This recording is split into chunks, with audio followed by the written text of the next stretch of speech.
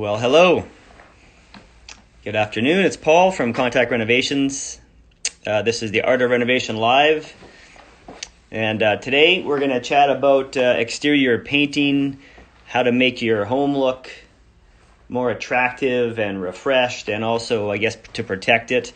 That can involve anything from your siding products, your stucco, your decks, your fences. Basically, any exterior surface nowadays can be painted or refinished. So we'll talk about that a bit now. We're finally getting some good weather so we can get outside, enjoy our yards. And if you're like me, I'm realizing how many projects I have to take on at home. And I'm spending much more time at home now as well. So I'm realizing that I should get this done so I can enjoy my backyard while I'll be somewhat confined to it for the indefinite future. So my guest today is Spencer Janke from Elite Trade Painting. They do a lot of painting for us here at Contact. They're a great contractor, and they do a wide range of services, whether it's interior, exterior. But I'll bring Spencer here in a second. I'll bring him on board into the call. I don't see him in the background yet, so I'll keep rambling until I see him pop up, and then we'll get him in. But I think we'll talk a bit today about what the processes are to be able to refinish some of your surfaces and identify where something can be refinished versus replaced. We'll talk a bit about whether you're going to stain it or paint it, what the difference might be, and the pros and cons behind some surfaces that can be painted. Vinyl siding, for example, is one of them. They can be painted. Do I recommend it?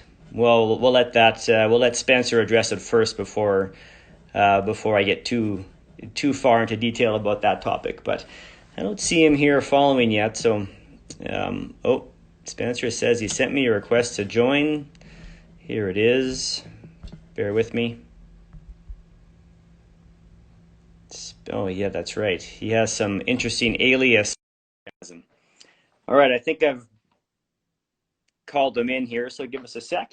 Anyhow, thanks for tuning in. Today we have a draw prize today, a giveaway. So Benjamin Moore has so graciously donated 2 cans of Arbor Coat. So shout out to Danny Heikkinen over there at Pinnacle South. They're on Gateway Boulevard. So at the end of the show, we'll do a draw, and the winner will get to go there, and they can pick up 2 coats of Arbor Coat.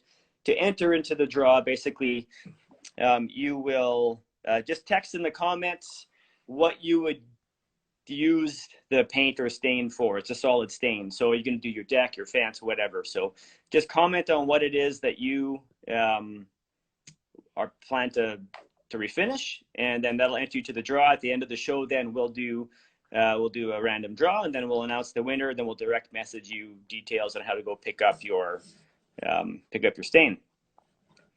All right, for some reason I don't see Spencer coming in here. I'm going to try this a different way. Bear with me.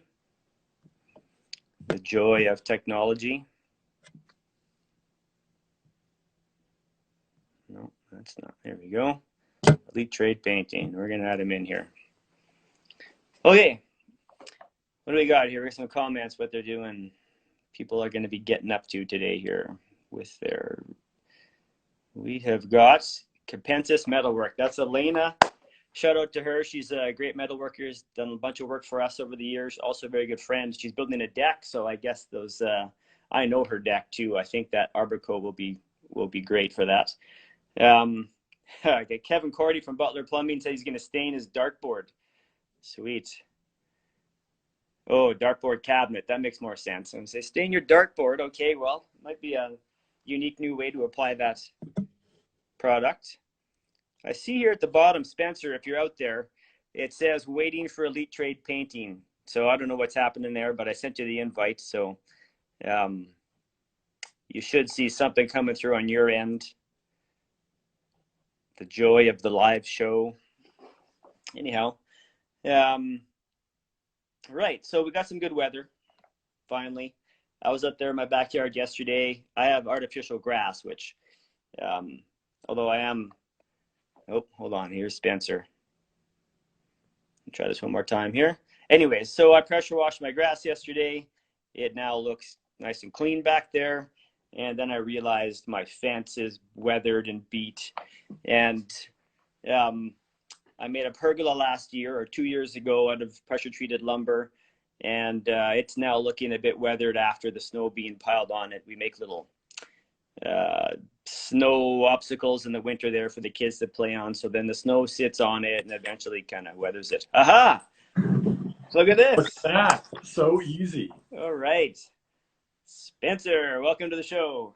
Thank you. I was rambling about my backyard. Man, I was going to get onto, I don't know what next, but anyhow, there you go. I'll let you I could hear introduce. you. It just was having trouble connecting. So Yeah, we've no got it. problem.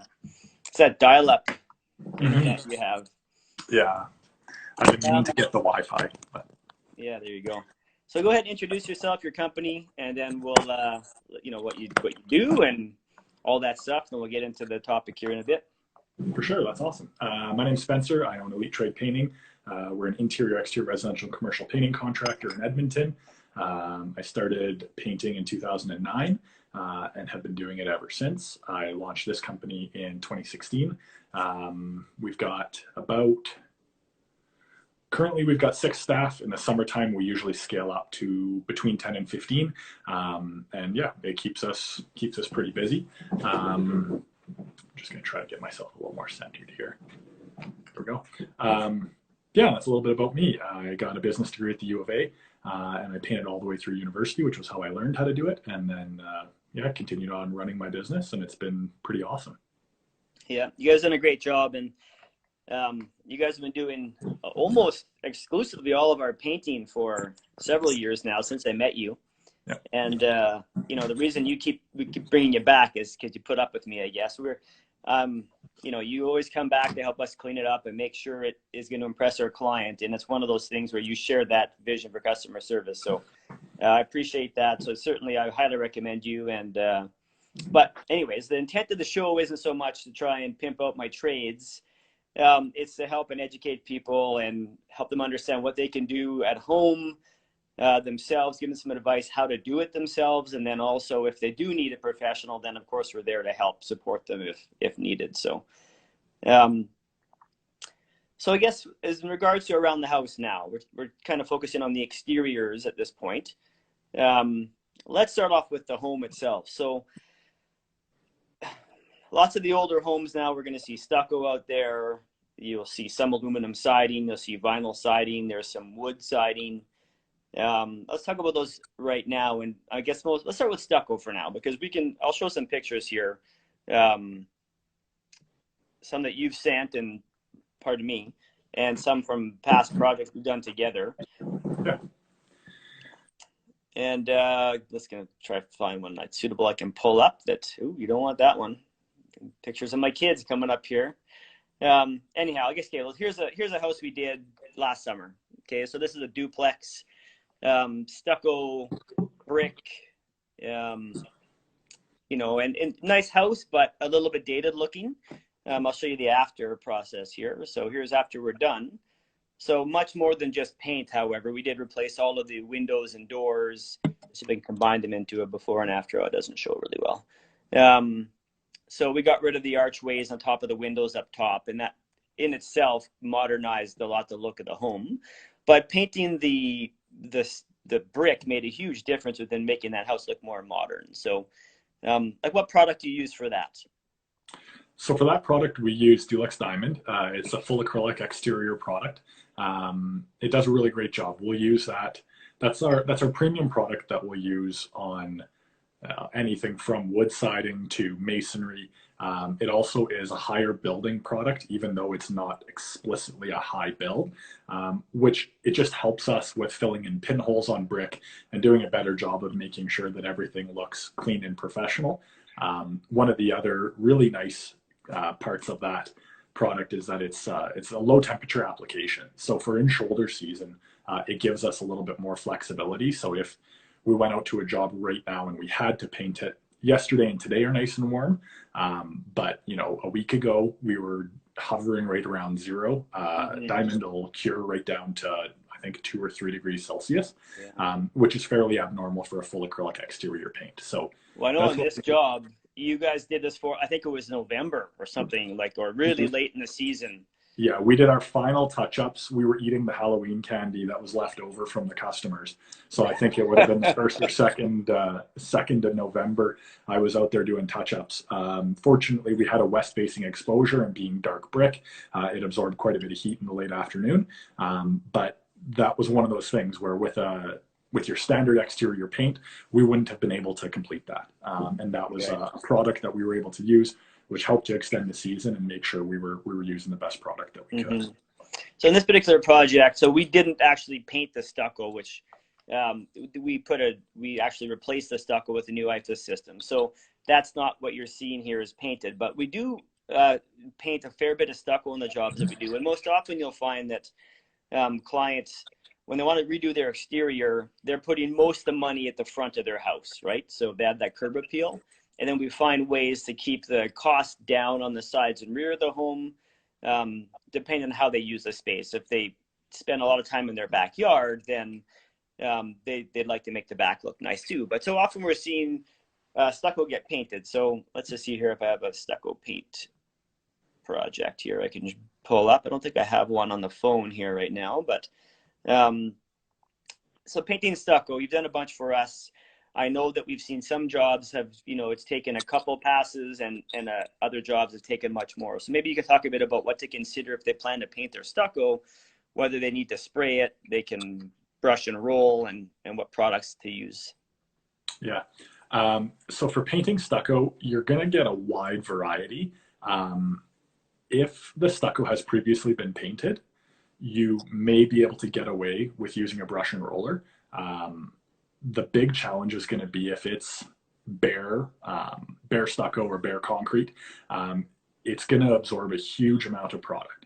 And especially if you're using a brush and roller, your roller is going to end up pulling little bits of stucco off and it gets filled. So it's definitely going to be a project. Not to say that it can't be done. We have some customers who have, done that, and we've come in just to help them with the high areas. So we had a customer in Fort Sask 2 seasons ago. He said, I want the project, but I just can't do these high archways. So we came in, masked, and sprayed those off. If you are going to be painting it yourself, I would suggest always give it a good power wash beforehand. You don't need to be super aggressive with the stucco. You just want to make sure that it's clean. Leave it for a couple of days, and then applying it with a brush and roller. If you have the ability to use an airless sprayer, that's the best method. You're going to use far less paint and it's going to be much quicker. However, we rarely recommend that homeowners use an airless sprayer. Yes, the actual painting goes fast, but the mistakes go fast as well. So it's just, yeah. Well said.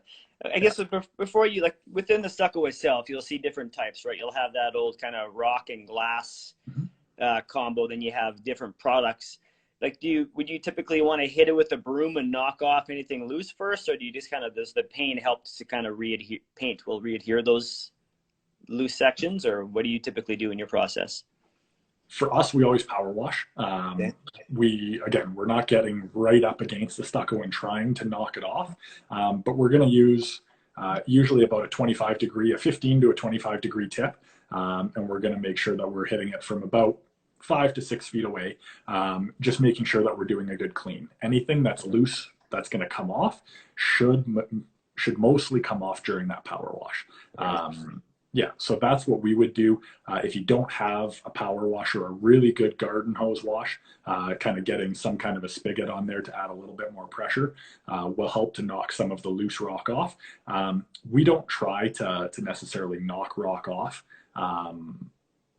Yeah, in most situations, we try to keep it as intact as possible. Gotcha. We do have some flexibility in terms of different products that will help to bind the material together. And that's when you would start getting into elastomeric and semi-elastomeric coatings, which they create more of a flexible, thicker film, which helps to hold it all together. In terms of your conventional exterior paint, your full acrylic, it will help a little bit, but I wouldn't ever advise that in the situation where you're trying to rectify an issue with the stucco. Gotcha. Okay, so I guess like anything, preparation is key, right? If you're going to paint anything, it's going to take some prep work first. So prep properly, you're setting yourself up for success. If you cut that corner, then it might look good for a short term, and then sooner than later, the truth will be told about your preparation job, which Yeah. applies for everything from paint, like across the board in construction, we see it. There's always a cheaper way to do it, and that usually means cutting out some of the step or not adhering to best practice. So please, if you're gonna take on your own job, just do a great job of it. Make yourself proud, and it'll hold up. Yeah. So in terms of, I guess, prep for homeowners, if they were going to do it, the 3 steps: wash it. If it is previously painted, you're going to want to remove any loose and peeling paint. So whether that's a stiff bristle brush, a wire brush, this is more specific to stucco. And then what we like to do is we run around with a full acrylic caulking, and any holes or perforations in the stucco or bad hairline cracks, we'll fill with a caulking before we apply the paint. Paint isn't designed to bridge large gaps, so the caulking really helps that. The house that Paul's showing right now was one where they had a significant amount of hairline cracks.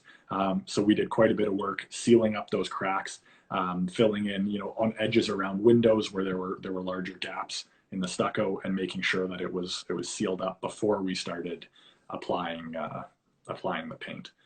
Okay. I got a question here from Angie Hutchison. She's asking about what about preparing parging before you paint it. And that's a really good question, because parging is something that gets really beat up. It's down by near grade and landscaping. It gets covered in moisture and dirt regularly. Your plants can grow up against it. So often you'll see that stuff get really discolored. And also then if you have any foundation cracks, you'll see things open up within the parging. So what do you typically do to prep your parging? What products would you use to paint that? For sure. We're actually going to use a similar product to paint it. So still your flat exterior full acrylic. I guess that was something I didn't mention before. Flat is the sheen you're going to want to use. The lower the sheen, the more moisture transfer is allowed. So when you're working with masonry, you always want to use a flat finish. In terms of prepping parging, we're going to do the same thing. We're going to give it a wash. If it has any peeling paint, we're going to scrape that or wire brush it off, and then we'll try to caulk any gaps in the parging.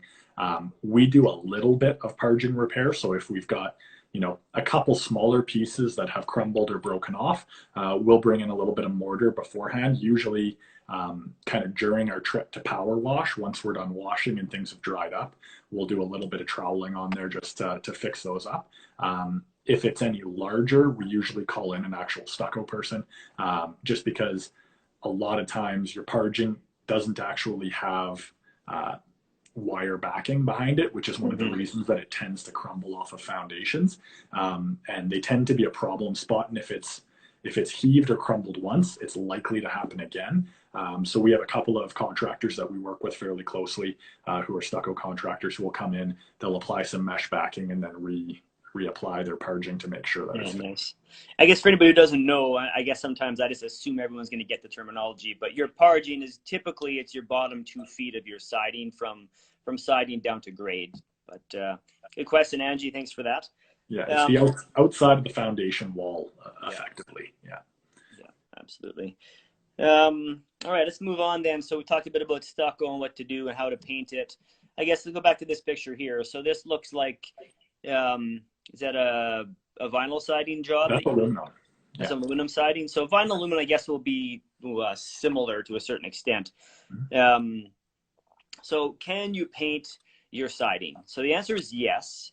The other question is, do you want to paint your siding? And I think it's something that over the years they've come up with better and better products and processes to be able to actually repaint instead of replacing.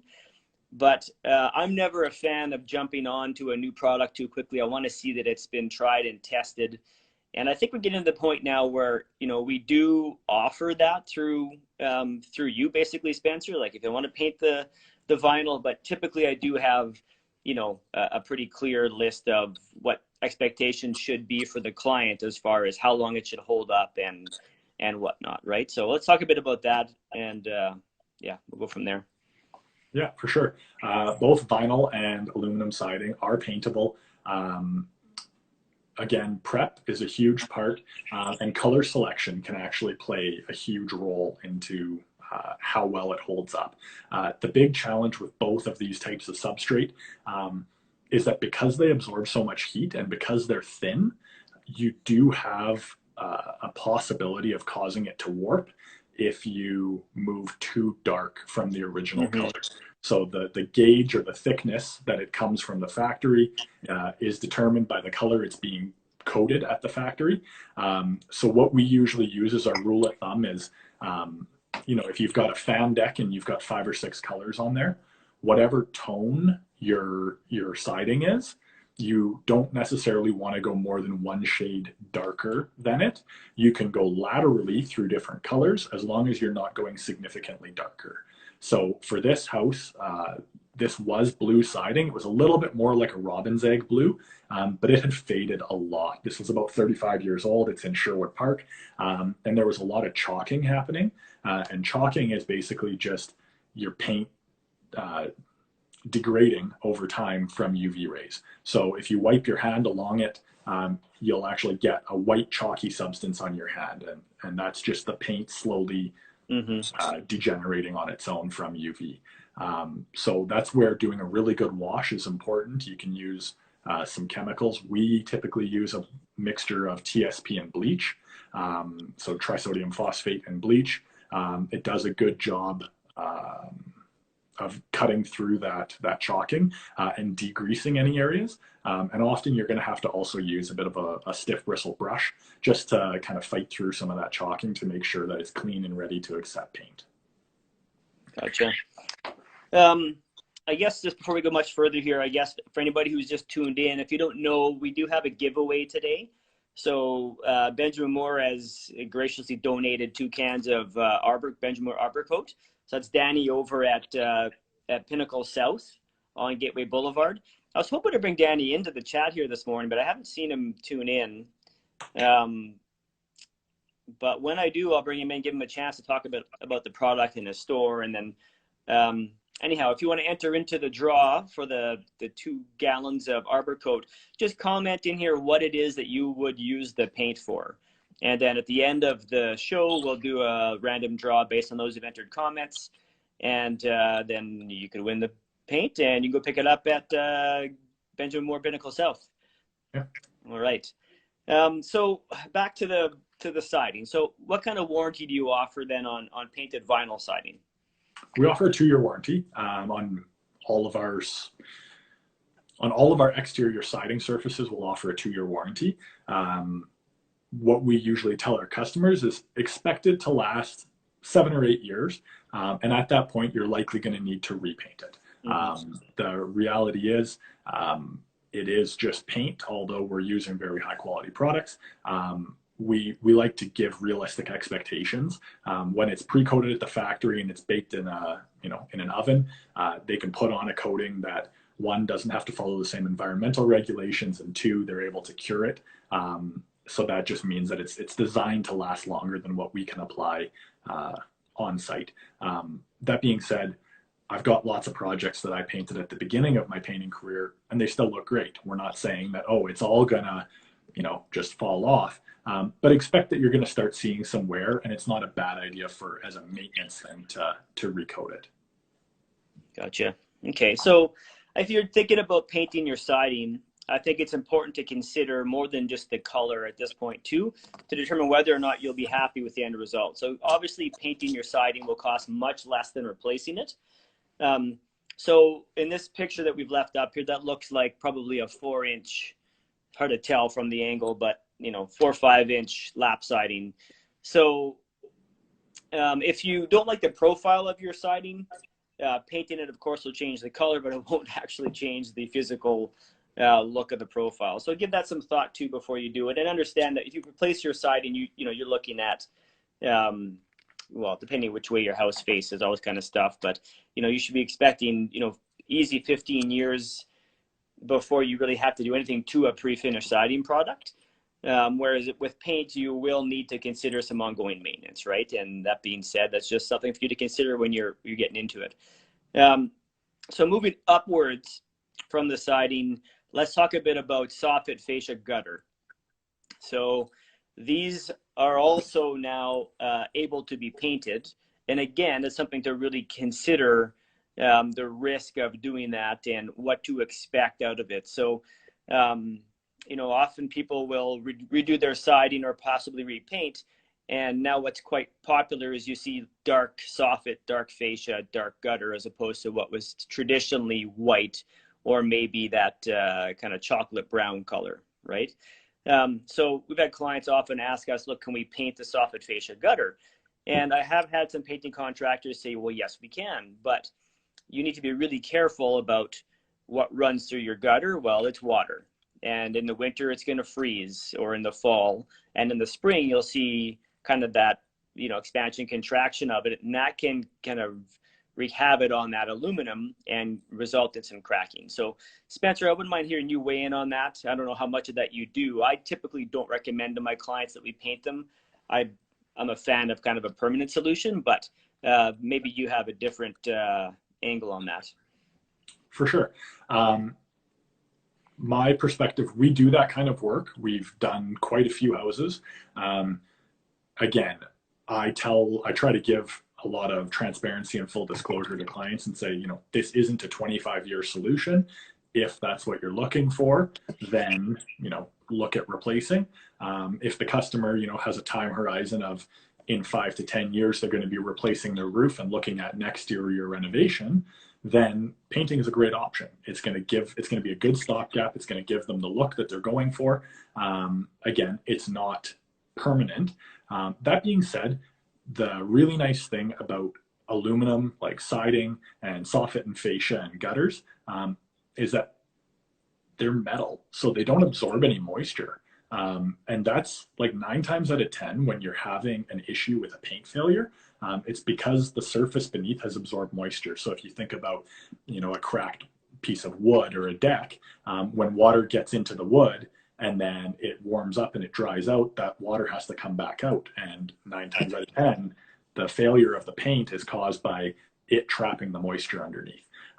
So with your aluminum, with all of those, soffit fascia, gutters, downspouts, unless you have a loose edge, the water's not going to get underneath it.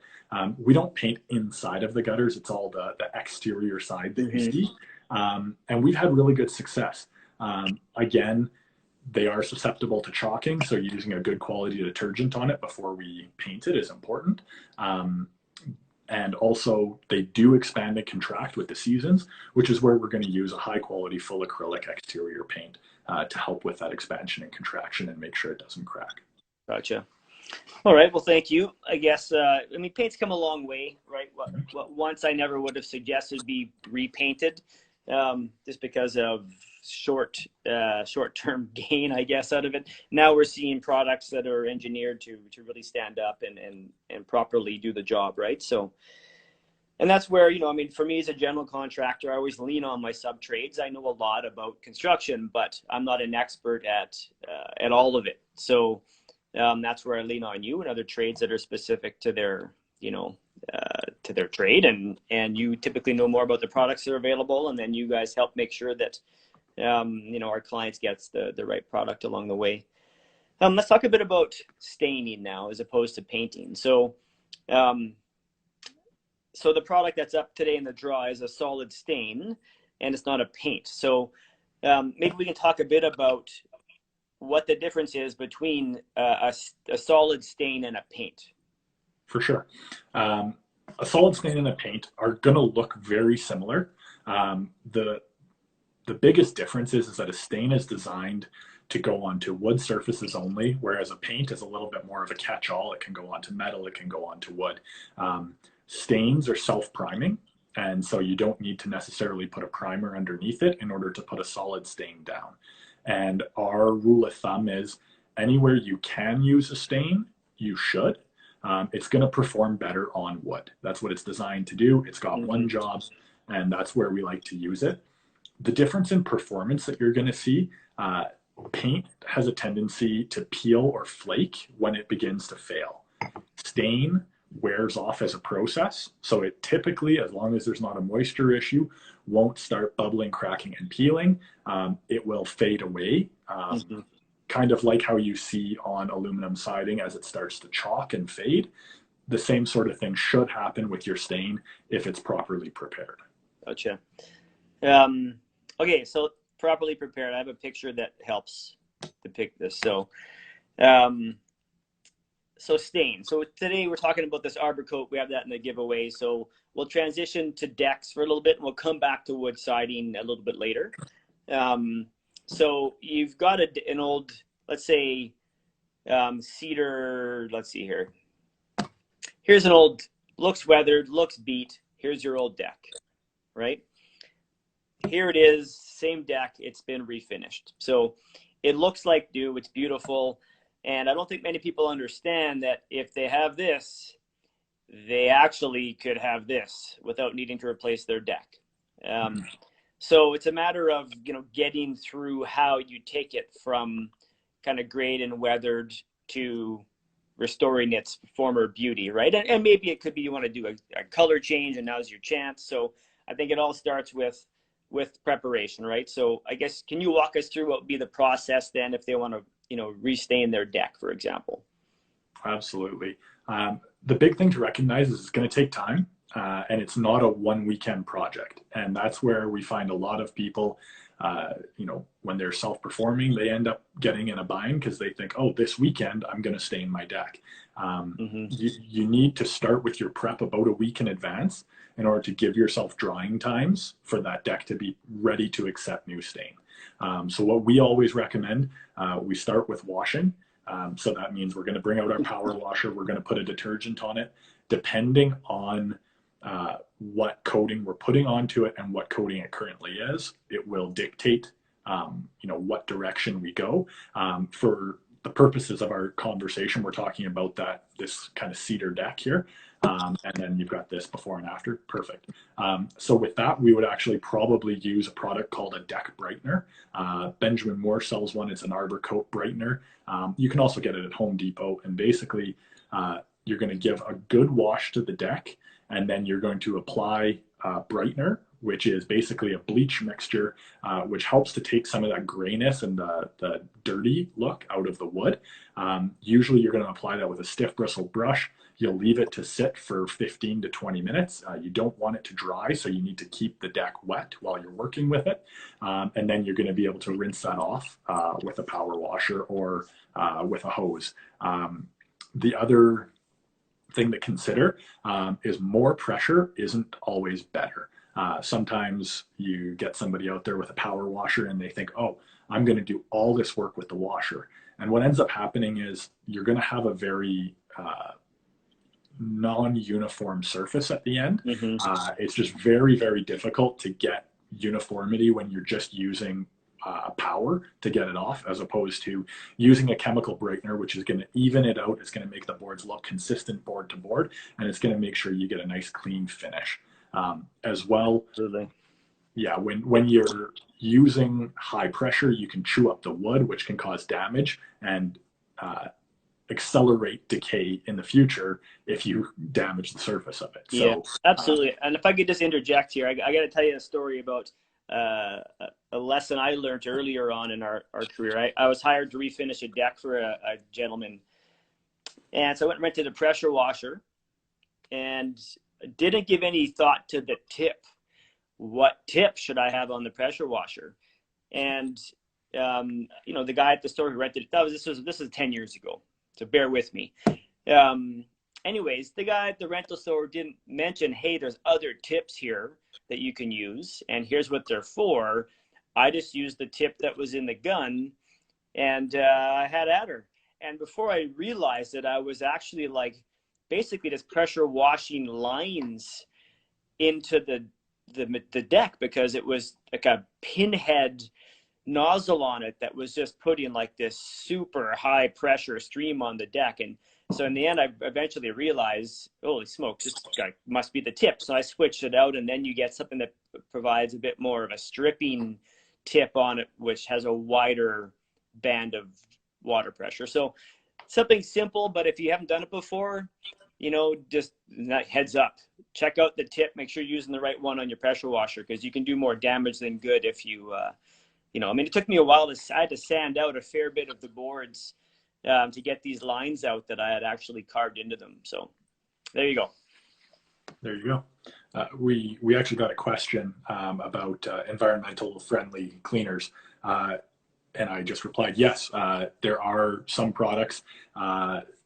Usually they have green in the name. It kind of gives it away. But if you go to your hardware store, your paint store, and just say, hey, one of my big concerns is making sure that we're doing something that's environmentally friendly, or else, a lot of our customers have a garden, a vegetable garden right in their yard next to their deck. And if we came in there with an aggressive chemical, we could end up putting that into their garden, which is creating food that they're going to eat. So we always do a site visit, which is one of the important things of making sure that you're able to see those potential issues and then help to fix that or prevent it. Absolutely. I would say, like there's some questions out there, like, can you rent a pressure washer? Some of these questions in general, like I would say, if you're considering doing this kind of stuff yourself, like you can hit me up, call me, ask me about it. I'm happy to help guide you through the steps to take to do this job yourself, right? I'm sure Spencer would do the same thing. So it's just a matter of, like on your end, if you're not too sure, instead of just gambling and hoping you figure it out. I mean, you can basically Google anything nowadays and watch YouTube videos. But if you want to talk to someone, call the office, ask for me, and I'll walk you through the steps, what to take. You aren't too sure where to rent something, like Tamara, just ask if you can rent pressure washers. Yes, you can. There's a few different places you can rent them. And, Home Depot, you can get anything there almost, but will you get much service as far as them explaining how to use the tool properly? I think it depends on who's there working that day and how they're feeling. Whereas some of the specialized rental companies that we use, I mean, that's their job. That is it, to educate you to make sure they get their tool back undamaged and it served its purpose properly. So if you have any questions, you want to ask me anything, you can call me at the office, 780-455-4446. You can email us, info@contactrenovations.ca. And I'm happy to get back to you and help kind of guide through what you can do. And we can do something similar to this, maybe not live on Instagram, but I can do a video call with you. You can show me your problem, and I'll kind of tutor you through how to do it and who to contact. If I'm not sure, then I'll reach out to guys like Spencer and say, look, you should call Spencer. And I'm sure Spencer would offer a very similar service to help, I mean, we're in this together, right? We're all it's a strange new world right now. And, so yeah, we're happy to help out if you have any questions. And I think to speak to that, at the end of the day, I'm going to help people if you've got questions or you're not sure where to rent something or you're not sure how to do it. Staining your deck, yeah, that would be a job that I'd be willing to do. But really, I want to be the guy that you call when you need something and you're not sure who to call. And that way we can make sure to take care of you. Paul's the same way. And, we're always willing to help out. And if it's something that I can't help with, I'll just say, hey, this isn't something I can do, but here's someone who can. And, both Paul and I have a pretty strong network of people that we work with and that we know. And that's one of the things that, I think really helps to put us apart from some of the other contractors, is just having a really great network that we can pull on for additional guidance and help for our customers. So absolutely. We should probably talk about our giveaway again, just in case people have tuned in and don't realize it. So look, comment on what you would use this free solid stain for. I see that Tamara, she asked some questions, but she hasn't commented what she'd stain. I know you need possibly a new step painted. This would be perfect for you. So just comment on what it is you would paint or stain, and you'll be entered into the draw. We'll give it away at the end of the show today. Benjamin Moore, Pinnacle South. Danny Heikkinen, thank you so much. I don't know where you are. I'm supposed to be pulling you into the call, but I don't see you. So I understand life's busy, so that's all good. All right, so we've got decks. We've gone through that.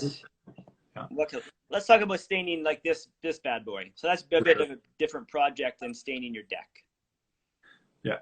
Could we take one step back really quickly? Sure. We were talking about the deck and how to prep it. All I talked about was washing. You're Oh going yeah. to want to wash it. You're going to want to leave it for at least 2 to 3 days to make sure that that moisture has come out of the surface of the deck. That's 2 to 3 days without it raining as well. So we find it's very challenging in our climate to properly prep something and follow all of the requirements. But if you're only going to do one thing, make sure your deck is dry before you stain it. No matter how good of a stain you use, no matter how good of a job you do, if you've trapped moisture in it, that moisture is going to come out and it's going to pop off the coating. After that, you're just going to want to remove any loose coating that's on there. And then the key is to not just grab a roller and work across the deck. You want to always work the direct, like working the length of the boards and completing like 1 or 2 full boards before moving on to the next one. The risk that you have with staining is that you develop lap marks. Benjamin Moore on their website has an awesome how-to on how to stain a deck. They've got videos, they've got great tutorials. And honestly, I would take the 30 minutes to go through their videos and their tutorial, and it'll show you what I'm talking about when I talk about lap marks and running the full length of a board before moving to the next one and making sure you're getting a good finish, because there's nothing worse than spending the time, spending the money on all the material and being unhappy with the finish at the end of it. Those are, it's silly to do that if you're not going to do it well in the right way. So right. I guess one thing, if you had some boards on your deck that were damaged or were rotten and you had to replace them, like, I guess you run a little bit of the risk, depending on whether you're using a solid stain or a clear stain, that particular new board that you replace might look different than the rest who have been refinished. So do you have any tricks or tips for them, Spencer, on how you would kind of make that new board not stand out? yeah, for sure. I've got a friend named John. He owns Sustain Custom Decks. He resurfaces decks with brand new cedar. Right. It's not cheap, but no, I'm just teasing. Right. There's going to be some variability no matter what. That wear isn't something that you can imitate. We do always recommend, if you've got a brand new deck that hasn't ever been coated, again, to do the good wash and sometimes to give it a sand. Usually about 100 or 125 grit sandpaper. And what that's going to do is it's going to help to get rid of what's called mill glazing. And that's kind of a shiny situation so when you get a new board that comes straight from the mill, when it's going through the cutting blades, the blades are hot and it basically polishes the surface of the board. And what that does is it prevents anything from actually penetrating in. So any stain is just sitting on top. It's not biting into the surface of the board.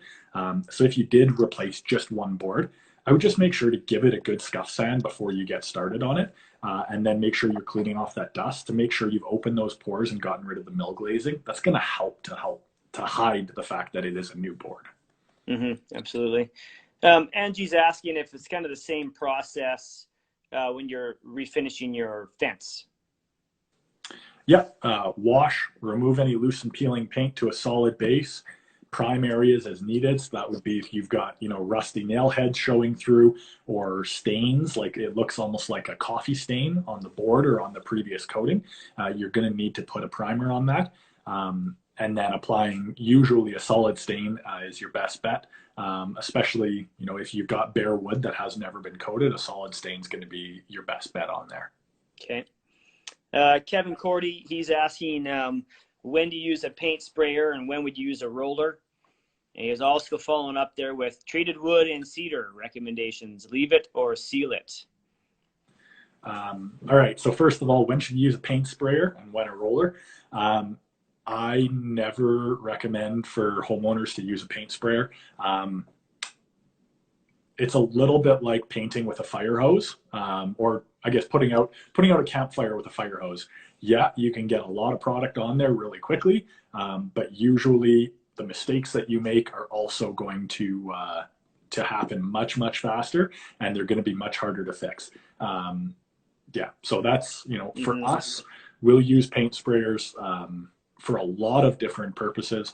Often, when there's a lot of surface variability and it would be very challenging to use a brush or a roller, or we're using we're doing a huge quantity, like a big fence or something like that, Hmm. almost never do we actually spray a deck surface. And we never ever spray a semi-transparent product, just due to the risk of drift. It will stay wet for much longer, and they can drift up to a couple city blocks before drying. Um, Yeah. so yeah, Do unless you that like waxing Maserati parked out on. BMWs, yeah, Yeah. yeah, yeah, exactly. That's good. We just don't do it. Yeah. And then what was Kevin's next question was treated wood and cedar recommendations to leave it or seal it. Um, yeah, I mean with treated wood, you don't need to seal it. It's treated. It's good to go. I mean you can Yep. apply a solid stain to it if you want to change the color and the look of it, but you don't need to do anything to a cedar or sorry to a treated lumber. On the cedar side of it, I mean you have some options there. But it depends on the look that you want. Again, if you want it to just gray out and you like the grayed look of cedar, just leave it. It'll turn gray eventually. But if you want it to stay kind of in this, whatever colorway you want, whether it's kind of this red oak looking thing or golden, then I guess it's up to you to decide how you want to seal it. But what products do you typically put on cedar? What's your process then? I love the look of a natural cedar, Mm-hmm. but if you leave it natural, you will lose that look. It will gray out. That's what Yeah. cedar does. It's kind of a protection mechanism. So what we would recommend is putting a clear coat or some kind of clear sealant onto your cedar, which is going to help to preserve that red look of the cedar. Mm-hmm. In the photo that we're sharing right now above, that is beautiful cedar tongue and groove siding. And we got a really awesome opportunity here. A customer of mine built a brand new garage and put brand new tongue and groove cedar, and then used fir beams for all of the soffit and fascia boards. So they were big rough sawn fir beams. Mm. And we got the opportunity to take it from virgin wood and protect it the right way the first time, which is unique. You don't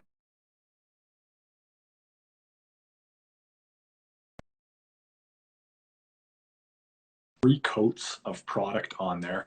So there's actually Sickens has its own procedure. So you use CTOL 1 as your first coat, and then your top coats are called CTOL 2, 3, RE.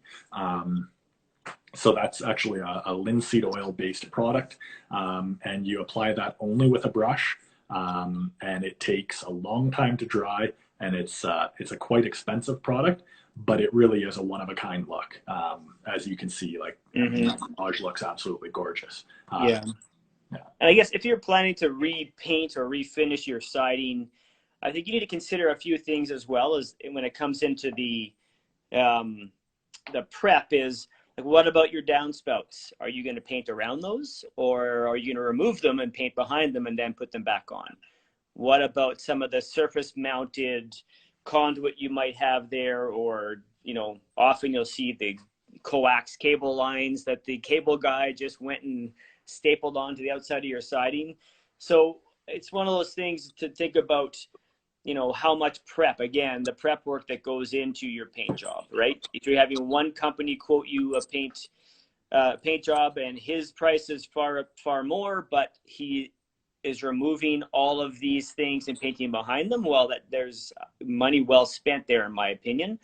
Um, but on the flip side, if someone's just going to spray over it all, I think you need to know that up front. So for you, if you're going to do it yourself, just make sure you consider those things so that, as you go and you've decided you're going to rent the sprayer. I'm going to give her. You got the sprayer, you feel like you can handle it, and you probably can. And then on the way, you realize, holy smokes, there's all this stuff on my wall.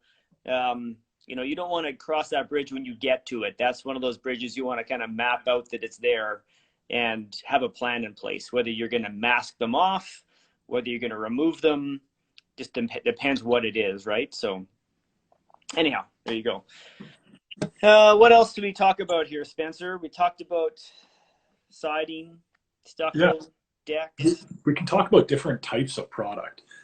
So kind of your stains, you're going to have three different types of stain. You're going to have a solid stain, which is going to look like paint, but it's going to wear better on wood surfaces. Oh, actually, You're gonna hold have, on. Let me interrupt you for 1 second. We better do last call on this draw because we'll sure. need a few minutes to make the entries and do the random draw thing at the end. So last call, if you want some free Benjamin Moore Arbor Coat, just comment now what you're going to use it for. We'll basically give you a minute at 1:50.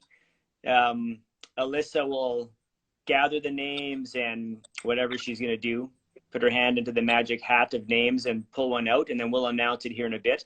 Alyssa, don't text it to me. It just throws me for a loop, this live thing. So maybe send me an email and I can look at the computer instead of crashing my phone again. Anyhow, sorry, Spencer, continue with the conversation on your products. Yeah, not a problem. So yeah, again, solid. It's going to look like paint. It's going to fully hide the surface behind it, but you are going to still see wood grain. That's one of the differences between your stain and your paint, is that stain does a better job of showing wood grain. Then you have something that's called a semi-transparent or a translucent. This is going to basically be a watered down version of a solid stain. It's going to give you some color, but not the full painted look. So it's going to add some color. And then you've got transparent or clear stains. Now above, this is still considered a clear stain because you can fully see the wood grain. It's just a tinted clear stain. So there is a discernible difference between your semi-transparent and your transparent stains. Mm-hmm.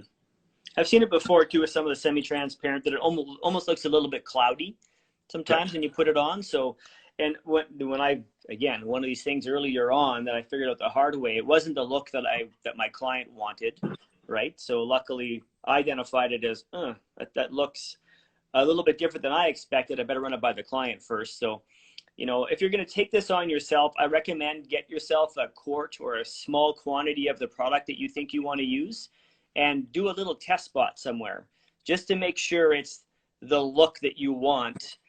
You'd hate to go and put a whole bunch of money into your product only to find out quickly that you actually don't want to use that one. So we have a winner.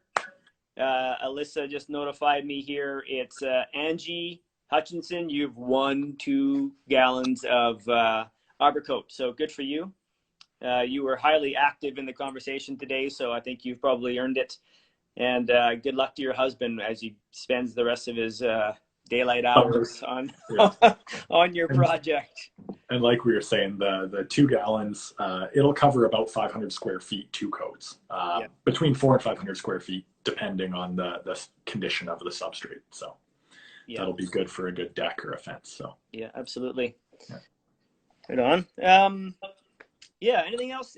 Any mistakes that are common to make or things to look out for? Little tips along the way, Spencer? The biggest one that you're going to see from, homeowners doing their own work is going to be when they're staining, and it's going to be not prepping, and then the lap marks, as I talked about. So what you want to do is, if your deck boards are all running in one direction, you want to start at one side of the deck, and you don't want to do a strip all the way across the deck boards. You want to go the length of the deck boards, and only paint as many as you can reach in one pass. So whether that's, or stain, I should say, not paint, whether that's 2 or 3 or 4 boards, you're going to want to work from tip to tip, finish those boards, and you don't want to slop over onto the next one, because that's how you'll end up getting a lap mark. Every extra coat of product you put on is going to darken it, and it's going to be obvious when it dries that was the point that you overlapped. So it's just really important making sure that you're doing that. With semi-transparent and transparent stains, we always recommend brushing them in. Even if you apply it by a roller, if you've got one person rolling, one person should be following and doing something called back brushing. So you'll get a nice wide deck brush, a 4 or a 6 or an 8-inch wide brush, and almost use a scrubbing motion to push that transparent product into the wood fiber. That's going to do a much better job of making sure that your paint job lasts, and ensuring that it actually gets into the wood. And then I guess the last thing, it's not recommended to stain in direct sunlight. We live in an area of the world where we get about 2.5 to 3 months of appropriate weather for staining. We will work in direct sunlight, but we'll make sure we have enough people that we can maintain that wet edge all the way across the building. For a good example, this garage, what we did when we were working on that building is we actually just knew what orientation the building was in and would always work on the shaded side of the building. So at the beginning of the day, we're actually going to be working on the west side of the building. And then as the sun comes around, we'll shift around to make sure that we're working in the shade, which keeps our employees safe. And it also makes sure that our product isn't drying too quickly on the surface and causing issues. So we'd usually, work west and south in the morning. Yes, your south side's still going to get some sunlight, but that's going to be when the sunlight's at its weakest. And then we'll work our way around to the north and then the east in the afternoon when the sun's fading in the west. So, yeah, definitely good to consider. A little bit of planning goes a long ways. Absolutely. Yeah, planning and prep. Those are like the key, the foundation of all tasks. Plan it, prep for it, and then, execute while adhering to best practice. That's the best way to make sure everyone's going to be happy. It's definitely not the fastest way to do it. It is not the cheapest way to do it, but it is the best way to do it. The proof's always in the pudding. So if you're doing it yourself, kudos to you. Like, take it on a project, give it a shot, but do your research, reach out for help if you need it. Like I said earlier, you can give me a call. I'm happy to help guide you through. Anyhow, well, thanks a lot, Spencer. I appreciate your time today. Educational, informative. Nice to see your beady eyes staring at me across the screen here. I'm really focused in, that's yeah, laser focus. Well, thanks for those who joined in today.